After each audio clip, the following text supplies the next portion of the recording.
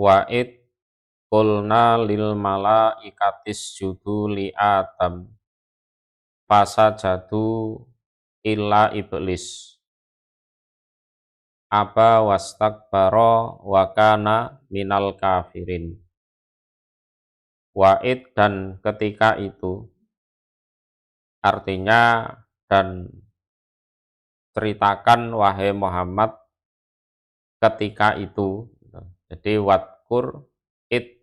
Nah, Qulna, berkata kami Allah, lil malaikati, kepada para malaikat, usjudu, sujudlah kalian, li Adama, kepada Nabi Adam. Jadi kalau ditanya tentang apa alasannya Allah memerintahkan malaikat untuk sujud kepada Adam, alasannya ya karena memang Adam lebih alim, lebih pinter daripada para malaikat. Jadi secara umur malaikat lebih tua daripada Adam. Ini singkat cerita kan ya bisa dikatakan bahwa Adam ini anak kemarin sore ya. Jadi baru diciptakan setelah Allah menciptakan malaikat dan Allah menciptakan jin. Lah kenapa Allah memerintahkan malaikat untuk sujud pada Adam? Nah, karena Adam punya ilmu. Bahkan sampai sekarang malaikat itu terhadap orang yang mencari ilmu itu begitu ridho. Ya, begitu ridho. Jadi ada hadis yang riwayatnya ya lumayan panjang ya. Man salaka thoriqon yaltamisu fihi ilman sahalallahu lahu thoriqon ilal jannah. Nah, terusnya hadis itu bahwa para malaikat ridho terhadap orang-orang yang mencari ilmu. Ya, jadi meletakkan sayap mereka karena ridho terhadap orang-orang yang mencari ilmu. Nah, itu karena ya asalnya ya seperti ini. Jadi Adam walaupun makhluk yang akhir, oleh Allah diberi ilmu, lah malaikat ya tidak diberi ilmu, nah, sehingga malaikat diperintahkan untuk sujud kepada Adam. Sujudlah kalian kepada Adam. Lah sujud di sini ini bukan sujud menyembah, tapi sujud penghormatan. Jadi sujudu tahiyatin, sujud penghormatan. Nah, prakteknya ya seperti rukuk itu. Ya, seperti rukuk. Jadi bil inhina. Jadi bukan sujud kepalanya di tanah, itu enggak. Ya, seperti sujudnya Bani Israel waktu masuk desa Baitul Maqdis itu. Jadi wa'id qulnat hulu hadhil qaryah fakulu minha haitsu syi'tum ragada wadkhulul baba sujada wa kullu hittatun naghfir lakum khotoyakum wa sanazidul muhsinin. Nah, ini sama sujudnya sujud menghormat, bukan sujud menyembah. Fasajadu, maka bersujud mereka para malaikat, ila kecuali iblisa iblis, ya, huwa abul jin. Nah, ini adalah ya nenek termasuk leluhurnya atau nenek moyangnya jin ya ini. Lah, iblis ini adalah nama julukan. Nah, artinya adalah ablasa minar rahmah. Jadi putus asa dari rahmatnya Allah. Nah, nama aslinya ini adalah Haris. Ada juga yang meriwayatkan nama aslinya adalah Azazil. Jadi sebelumnya dia itu sudah ibadah kepada Allah selama kurang lebih 2000 tahun dengan ibadah yang mukhlis, ya, yang karena Allah betul. Nah, dijuluki iblis karena begitu sekalinya dia melanggar aturan, dia putus asa dari rahmatnya Allah, tidak mampu bertobat.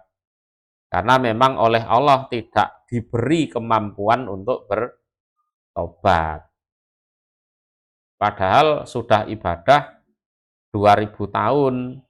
Ya, begitu melakukan kesalahan, satu kali saja melakukan kesalahan, nah dia sudah tidak mampu bertobat. Loh, kenapa iblis kok juga dimasukkan kategori punya kewajiban sujud, padahal ini adalah makhluk yang lain, ya, bukan malaikat, ya kan, bukan malaikat, karena memang iblis berada di tengah-tengah kalangan malaikat memang, ya. Nah, sehingga syariatnya iblis itu sama dengan syariatnya para malaikat. Sehingga pada saat malaikat disuruh sujud, nah, iblis pun juga punya kewajiban untuk sujud. Cuma dalam kisah ini, dalam ayat ini, dia menolak untuk sujud. Aba menolak siapa? Iblis. Ya, menolak siapa? Iblis. Wastakbaro, dan sombong siapa? Iblis. Jadi menolak sujud dan sombong dengan mengatakan ana khairun minhu, khalaqtani min nar wa khalaqtahu min tin. Jadi kau ciptakan aku dari api, sementara kau ciptakan dia dari lumpur. Ana khairun minhu, aku lebih baik daripada Adam. Jadi salah satu faktor seseorang tidak punya kemampuan untuk bertobat itu ya karena kesombongannya sendiri. Ya, karena kesombongannya sendiri. Ya, jadi kesombongan itu adalah salah satu faktor kenapa seseorang itu tidak diberi kemampuan untuk bertobat. Wakana, dan ada dia iblis iku minal kafirin, termasuk orang-orang yang kafir, ya. Jadi di dalam ilmunya Allah memang, yes, dia ditakdirkan kafir, jadi penduduk neraka. Walaupun sudah ibadah 2000 tahun, ya kalau memang qadarnya kafir ya sudah. Ya, kalau qadarnya kafir di dalam ilmunya Allah ya sudah. Pada akhirnya melakukan suatu kesalahan, ya kesalahannya ya sebenarnya kalau dilihat dengan hati yang bersih itu kesalahan yang apa ya, konyol, ya, tidak perlu dilakukan, ya. Nah, kemudian Allah juga memberi kesempatan untuk bertobat, tapi nyatanya ya dia tidak mampu karena kesombongannya itu. Jadi dikasih pilihan sebenarnya. Sebenarnya iblis itu dikasih pilihan sebagaimana malaikat Harut Marut. Jadi disiksa sekarang sampai hari kiamat, atau siksanya ditunda, nah, kamu mulai disiksa mulai hari kiamat sampai seterusnya, kan gitu kan. Jadi pilihannya ada dua sebenarnya. Jadi disiksa sekarang sampai hari kiamat, atau sekarang ditunda siksanya, nah nanti mulai disiksa sejak hari kiamat sampai selama-lamanya. Lah kalau malaikat Harut Marut memang ya hatinya bersih, tidak ada kesombongan, sehingga masih bisa berpikir jernih. Ya disiksa sekarang saja ya Allah sampai hari kiamat. Nah, nanti hari kiamat selesai siksanya. Nah kalau iblis ini ya sudah terkadung sudah terlanjur benci, dengki, iri, marah pada Adam, terus ada kesombongan, sehingga lebih memilih siksanya ditunda dulu, ya.